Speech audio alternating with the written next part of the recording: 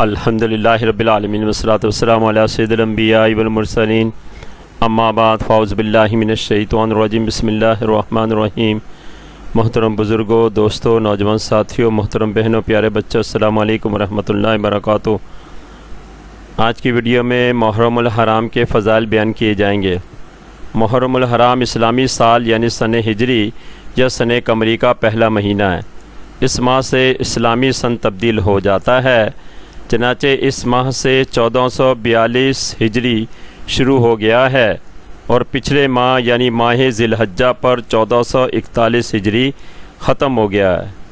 محترم سامعین، اس بابرکت مہینے اور نئے اسلامی سال 1442 کی مبارکباد قبول کیجیے۔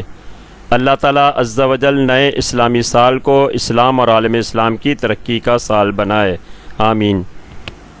اپنے اسلامی سال، اسلامی مہینوں کو یاد رکھیے اور اپنے گھر والوں، اہل و عیال، بیوی بچوں، دوست عزیزوں کو بھی یاد کرائیں، اور خط و کتابت اور اپنے دیگر امور میں جہاں تک ہو سکے اپنی اسلامی تاریخ اور اسلامی مہینہ، اسلامی سال لکھا کریں۔ اور موجودہ دور میں انگریزی تاریخ لکھنا اگر کہیں ضروری ہو بھی جائے تو اس کو اسلامی تاریخ کے بعد بالطبع لکھا کریں۔ ہمیں کوشش کرنی چاہیے کہ انگریزی کے بجائے اپنے اسلامی اور قومی روایات کو اپنائیں اور اجاگر کریں۔ یوں تو محرم الحرام کا پورا مہینہ ہی برکتوں، عظمتوں بھرا ہے، مگر اس کی 10 تاریخ یعنی عاشورے کا دن بہت زیادہ اہمیت کا حامل ہے، اور اس دن بڑے بڑے کام انجام دیے گئے۔ چنانچہ 10 محرم الحرام یعنی عاشورہ کے دن حضرت آدم علیہ السلام کی توبہ قبول کی گئی۔ اسی دن انہیں پیدا کیا گیا، اسی دن انہیں جنت میں داخل کیا گیا، اسی دن عرش، کرسی، زمین آسمان، چاند، سورج، ستارے اور جنت پیدا کی گئی۔ اسی دن حضرت ابراہیم علیہ السلام پیدا ہوئے، اسی دن انہیں آگ میں ڈالا گیا، اسی دن انہیں آگ سے نجات ملی۔ اسی دن اللہ تعالیٰ عز و جل نے بنی اسرائیل کو فرعون کے ظلم و ستم سے نجات دی، اور فرعون اپنے لشکر کے ساتھ دریا میں غرق ہو گیا۔ اسی دن حضرت عیسیٰ علیہ السلام پیدا ہوئے، اسی دن انہیں آسمانوں کی طرف اٹھایا گیا، اسی دن ادریس علیہ السلام کو بھی آسمان کی طرف اٹھایا گیا، اسی دن حضرت نوح علیہ السلام کی کشتی جودی پہاڑ پر ٹھہری، اسی دن یعنی عاشورہ 10 محرم الحرام کو حضرت سلیمان علیہ السلام کو اللہ تعالیٰ نے عظیم ملک عطا فرمایا۔ اسی دن حضرت یونس علیہ السلام مچھلی کے پیٹ سے باہر آئے اور قوم یونس کی توبہ بھی قبول ہوئی۔ اسی دن حضرت حوا رضی اللہ تعالیٰ عنہا پیدا ہوئیں، اسی دن حضرت یعقوب علیہ السلام کی بینائی لوٹائی گئی۔ اسی دن یعنی 10 محرم الحرام کو حضرت یوسف علیہ السلام گہرے کنویں سے باہر نکالے گئے، اسی دن حضرت ایوب علیہ السلام کو بیماری سے شفا ملی۔ آسمانوں سے اس زمین پر پہلی بارش بھی اسی دن یعنی 10 محرم الحرام کو ہوئی۔ اسی دن سید الشہداء امام حسین کو میدان کربلا میں بھوکا پیاسا شہید کر دیا گیا۔ اسی طرح روایتوں میں آتا ہے کہ 10 محرم الحرام بروز جمعہ قیامت بھی قائم ہوگی۔ عاشورے کے دن نیکیوں کا بڑا ثواب ہے، چنانچہ ایک روایت میں ہے کہ جس نے عاشورے کے دن اپنے گھر والوں، اہل و عیال پر وسعت کی، اللہ تعالیٰ عز و جل سارا سال اس کو وسعت اور برکت عطا فرماتا ہے۔ ایک اور روایت میں فرمایا گیا، جو کوئی عاشورہ کے دن 1 درہم کا صدقہ کرے گا، اللہ تعالیٰ عز و جل اس کو 7 لاکھ درہم راہ خدا میں دینے کا ثواب عطا فرمائے گا۔ دیگر روایتوں میں آتا ہے کہ جو اس دن سرما لگائے گا، اس کی آنکھ سال بھر دکھنے سے محفوظ رہے گی، اور جس نے اس دن غسل کیا وہ بیمار نہ ہوگا۔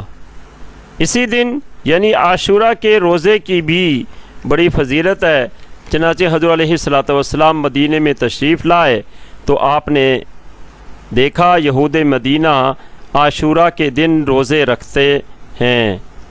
آپ نے ان سے پوچھا کہ تم اس دن کیوں روزہ رکھتے ہو؟ انہوں نے کہا یہ ایسا دن ہے کہ جس میں اللہ تعالیٰ نے موسیٰ علیہ السلام اور بنی اسرائیل کو فرعون اور اس کے قوم پر غلبہ عطا فرمایا تھا، لہٰذا ہم تعظیماً عقیدتاً اس دن کا روزہ رکھتے ہیں۔ اس پر اللہ کے نبی صلی اللہ علیہ وسلم نے فرمایا ہم موسیٰ علیہ السلام کو تم سے زیادہ مانتے ہیں، چنانچہ آپ نے بھی اس دن کے روزے کا حکم دیا۔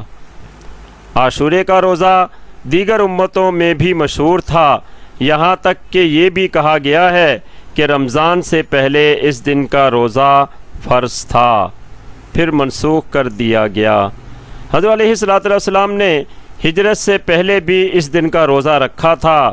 جب آپ مدینہ شریف تشریف لائے تو آپ نے اس دن کی جستجو کی تاکید کی، یہاں تک کہ آپ نے آخری عمر شریف میں فرمایا کہ اگر میں آئندہ سال تک زندہ رہا تو 9 اور 10 محرم الحرام کا روزہ رکھوں گا، مگر پھر آپ نے اسی سال وصال فرمایا اور 9 کے علاوہ 10 کا روزہ نہ رکھ سکے، مگر آپ نے اس ماہ محرم کے 9، 10، 11 دنوں کے روزے رکھنے پسند فرمائے۔ اور ایک جگہ حضرت علیہ السلام نے ارشاد فرمایا اس دن عاشورہ سے ایک دن پہلے اور ایک دن بعد روزہ رکھو اور یہود کے طریقے کی مخالفت کرو، کیونکہ وہ ایک ہی دن کا روزہ رکھتے ہیں۔ یعنی اگر اللہ تعالیٰ عز و جل نے روزہ رکھنے کی ہمت و توفیق دی ہے تو 9 اور 10 کا یا 10 اور 11 محرم کا روزہ رکھنا چاہیے، تاکہ یہود کی مخالفت ہو جائے کہ وہ صرف 10 محرم کا روزہ رکھتے ہیں۔ تو ہمیں چاہیے محرم الحرام کو اللہ تعالیٰ عز و جل اور اس کے رسول کی اطاعت و بندگی میں بسر کریں۔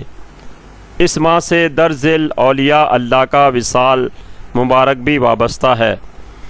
چنانچہ ماہ محرم کی پہلی تاریخ کو حضرت عمر فاروق رضی اللہ تعالی عنہ کی شہادت ہوئی۔ 26 ذی الحج کو آپ پر حملہ کیا گیا۔ 3 دن تک آپ تڑپتے رہنے کے بعد 1 محرم کو شہادت کے مرتبے پر فائز ہوئے۔ 1 محرم الحرام کو حضرت شیخ شہاب الدین سہروردی کا بھی وصال با کمال ہوا۔ محرم کی 2 تاریخ کو حضرت معروف کرخی رحمۃ اللہ تعالی علیہ کا وصال با کمال ہوا۔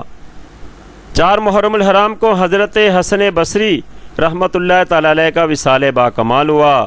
اسی ماہ کی 5 تاریخ کو حضرت بابا فرید الدین گنج شکر رحمۃ اللہ تعالی علیہ کا وصال مبارک ہوا۔ اسی ماہ کی 7 تاریخ کو حضرت فضیل بن ایاز رحمۃ اللہ تعالی علیہ کا وصال با کمال ہوا۔ اسی ماہ کی 8 تاریخ کو مولانا حشمت علی رحمۃ اللہ تعالی علیہ کا وصال ہوا۔ 9 تاریخ کو حضرت مظہر جان جانا کا وصال ہوا۔ اسی ماہ کی 10 تاریخ یعنی عاشورے کے دن حضرت امام حسین رضی اللہ تعالی عنہ شہید ہوئے، اور حضرت بشر حافی رحمۃ اللہ تعالی علیہ اور حضرت ابو الحسن خرقانی رحمۃ اللہ تعالی علیہ کا بھی 10 محرم کو وصال ہوا۔ محرم کی 12 تاریخ کو حضرت شیخ صفی الموسوی رحمۃ اللہ تعالی علیہ کا وصال با کمال ہوا۔ اسی ماہ کی 14 تاریخ کو حضرت شاہ حمزہ علی قادری مار ہروی رحمۃ اللہ تعالی علیہ اور مفتی اعظم ہند مصطفیٰ رضا خان رحمۃ اللہ تعالی علیہ کا وصال با کمال ہوا۔ اسی ماہ کی 17 تاریخ کو حضرت شاہ ابو الرضا محمد رحمۃ اللہ تعالی علیہ کا وصال با کمال ہوا۔ محرم کی 18 تاریخ کو حضرت امام زین العابدین رحمۃ اللہ تعالی علیہ کا بھی وصال با کمال ہوا۔ 22 محرم الحرام کو حضرت امام حسن عسکری رحمۃ اللہ تعالی علیہ کا وصال با کمال ہوا۔ 27 محرم کو حضرت جہانگیر اشرف سمنانی رحمۃ اللہ تعالی علیہ کا وصال با کمال ہوا۔ اسی ماہ کی 29 تاریخ کو حضرت شاہ ولی اللہ محدث دہلوی رحمۃ اللہ تعالی علیہ اور حضرت شرف الدین شہید رحمۃ اللہ تعالی علیہ اور حضرت شاہ محمد نقش بند رحمۃ اللہ تعالی علیہ کا وصال با کمال ہوا۔ دعا ہے اللہ تعالیٰ عز و جل ہم سب کو ان بزرگوں کے نقش قدم پر چلنے کی توفیق عطا فرمائے اور محرم الحرام کا اکرام و احترام کرنے کی توفیق عطا فرمائے۔ آمین۔ بجاہ النبی الامین صلی اللہ تعالی علیہ وسلم وما علینا الا البلاغ۔